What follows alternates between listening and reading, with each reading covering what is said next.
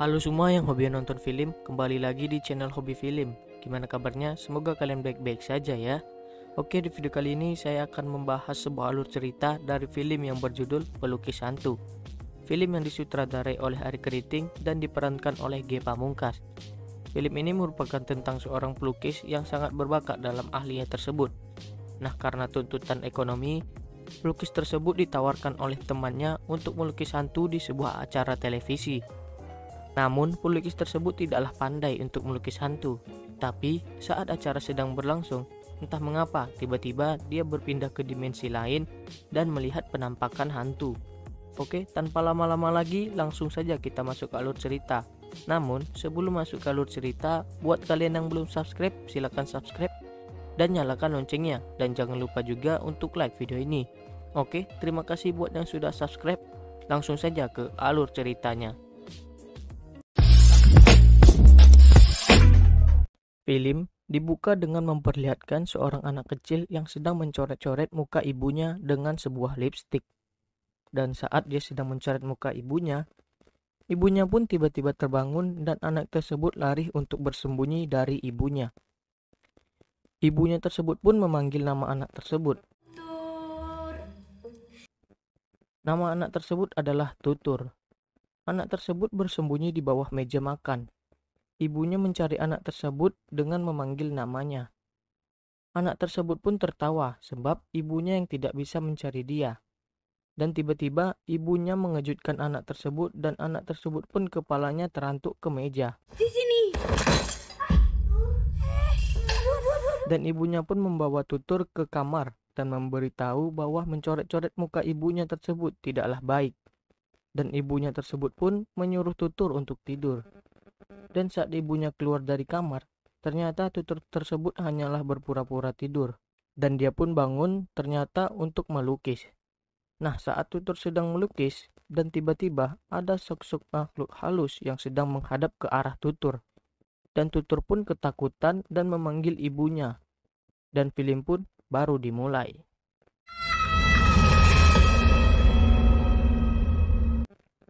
Scene berpindah di sebuah acara televisi. Acara tersebut adalah acara tentang hal-hal yang berbau mistis. Dan host tersebut menjelaskan tentang apa isi acara dari program mereka tersebut. Menyajikan secara langsung sisi alam lain. Dan di sini host memperkenalkan siapa saja pengisi dari program tersebut. Yang pertama adalah Mbah Moro. Dan kita diperlihatkan seorang perempuan yang sedang menonton acara tersebut. Perempuan tersebut bernama Amanda. Dan Mbah Moro memperkenalkan asisten dia yang akan melukis hantu. Dan Mbah Moro pun memulai aksinya. Dan Mbah Moro tersebut pun berkata, Macan masuk. namun tidak terjadi apa-apa kepada pria tersebut. Dan Mbah Moro pun berkata kembali, Siluman macan masuk. dan karena pria tersebut tidak merasakan apa-apa, dan dia pun berpura-pura kemasukan siluman macan.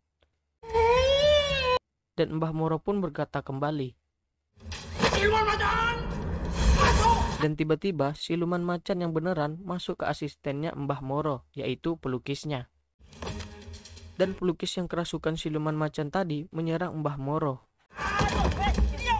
Dan para kru acara tersebut panik dan membantu Mbah Moro yang diserang oleh asistennya yang dirasuki siluman macan. Dan acara tersebut pun tidak berjalan dengan lancar. Kita beralih dengan seorang pria. Pria tersebut adalah Tutur yang sudah dewasa. Tutur tersebut sedang mempersiapkan lukisannya yang akan dibawa ke galeri untuk dijual. Dan di sini Tutur mempunyai seorang adik perempuan yang bernama Sevia. Scene berpindah di mana ada seorang perempuan yang bertanya kepada seorang pria. Perempuan tersebut bertanya, lukisan itu tentang apa? Pria tersebut menjawab bahwa lukisan tersebut tentang. Sosok perempuan kuat, ini sekuat derasnya aliran sungai. Dan perempuan tersebut bertanya berapa harga lukisan tersebut. Dan pria tersebut berkata bahwa harga lukisan tersebut adalah 30 juta. Dan perempuan tersebut pun setuju. Scene berpindah di mana perempuan yang tadi melihat lukisan yang Tutur pegang dan bertanya kepada Tutur. Itu lukisan kamu? Dan Tutur pun menjawab, ya ini lukisan saya. dan perempuan tersebut memperkenalkan namanya. Panggil saja saya Tania. Nama perempuan tersebut adalah Tania. Tania berkata bahwa dia tadi sudah membeli lukisannya Tutur yang perempuan di pinggir sungai. Dan Tania bertanya, Tutur dapat dari mana inspirasi lukisan tersebut? Dan Tutur pun berkata bahwa dia terinspirasi dari tetangganya yang tukang cuci, yang bernama Feni. Dan Tutur pun menjelaskan tentang Feni.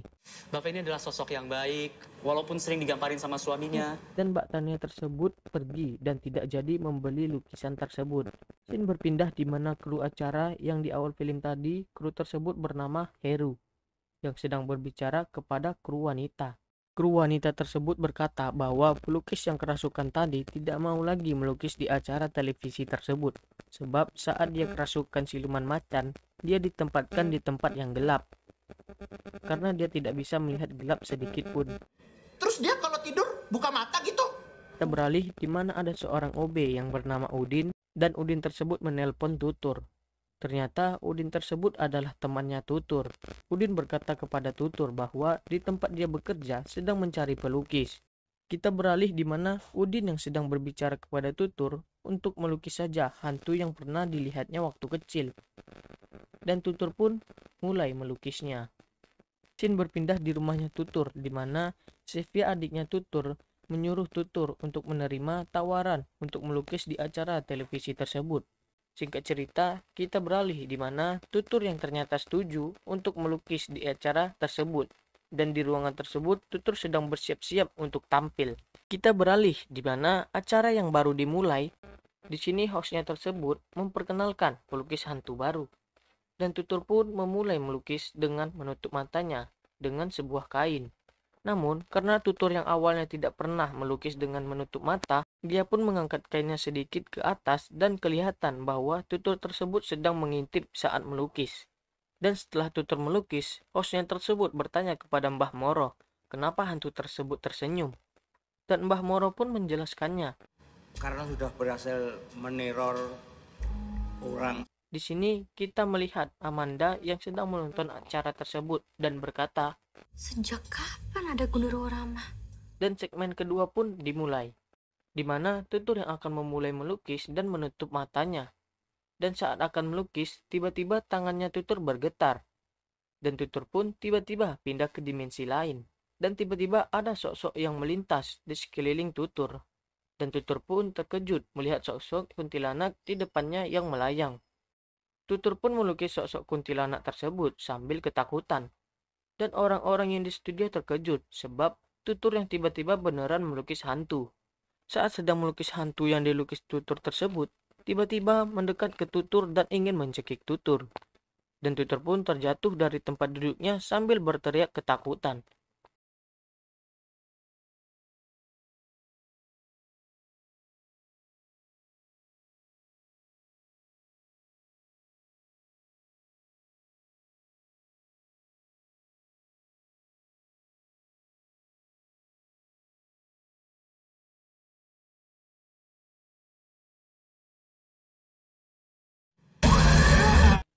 Kita berpindah di mana Amanda dan Tutur dan Udin yang sudah sampai di warung makan. Di mana Amanda berkata bahwa hanya orang-orang terpilih yang hanya bisa masuk ke dunia gaib. Dan mereka bertiga pun ke rumahnya Tutur. Saat sampai di rumahnya Tutur, Tutur pun mencoba untuk berkomunikasi dengan hantu yang sering dilihatnya. Dan Tutur pun berhasil pergi ke dimensi lain. Dan hantu tersebut pun tiba-tiba muncul dari bawah dan mendekatkan mukanya ke mukanya Tutur.